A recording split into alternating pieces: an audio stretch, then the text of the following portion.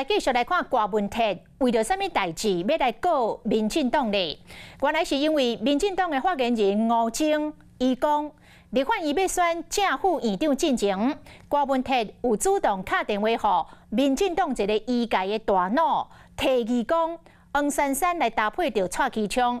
希望民进党支持黄珊珊做院长，若副院长因就会支持蔡其昌。讲这段话，互郭文哲真火大，讲这是民进党咧自导自演、颠倒是非，讲这种造谣的手段，因再袂调，一定要去告。吴征是回应讲，欢迎去告，相关的通联记录甲人证，因拢愿意来提供。我会主张告民进党发言人，还有告陶本，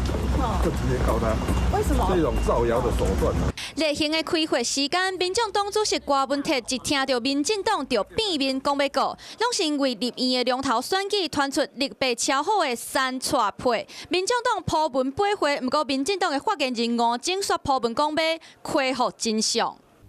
吴征表示，当时是郭文哲主动打电话给民进党的一个医界头人，表达讲希望民进党会当支持黄珊珊来做院长，副院长就会无条件来支持民进党的人选。如果柯文哲主席真的提告的话，他也愿意到法院一起来去当面把话说清楚。所以如果这个部分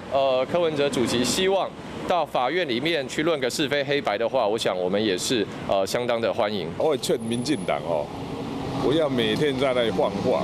这个大家好来好去，你要这样每天这样鬼扯，就算全部讲出来。院长选刷来压出乔代志的罗新闻，除了这以外，民众党团干事长陈昭珠因为手起握着垃圾，本来要当互黄珊珊的院长票刷来变做废票。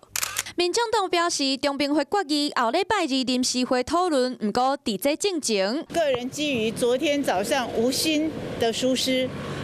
主动的提出请辞干事长一职，特先来认错失职，本身党干事长的职务改予吴春成来接任。院长的人选已经确定，新会期嘛也未到，立院的攻防战煞已经开始了。Hello， 我是郑雅芳，想要抢先掌握最及时的新闻资讯吗？赶快订阅、按赞、开启小铃铛，锁定华视新闻 YouTube 频道。